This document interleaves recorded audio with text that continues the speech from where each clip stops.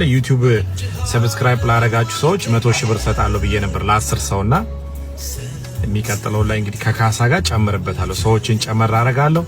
የሚቀጥለው ቅዳሜ እግዚአብሔር ይረዳኛል። እግዚአብሔር ቢፈቅድና ብንኖር ቤት ቁጭ ብዬ በስርዓቱ እንትንላችኋለሁ እንጂ አዘጋጅቻለሁ። ገንዘቡን አዘጋጅቻለሁ። እዛ ጋር መኪና እየተሸራተተ ነው። ገንዘቡን አዘጋጅቻለሁ። ኤቭሪቲንግ ሬዲ ነው እና የሚቀጥለው ሳምንት ከካሳ ጋር እንትንላችኋለሁ።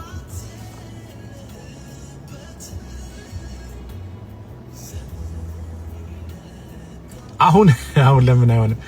አሁን መንገድ ላይ ከመንገድ ወጥቼ ነው ያለሁትና ልደርስ ነበረ፣ ግን በረዶ ወርዶ መኪና እየተንሸራተተ በአት አክሲደንት ነው መንገድ ላይ ያለው። እኔ ደግሞ ለእናንተ ለመድረስ ብዬ እየነዳው ነበር፣ ግን መኪና እየተንሸራተተ እየዞረ ነው። ደግሞ እኔ መኖር አለብኝ አይደለ?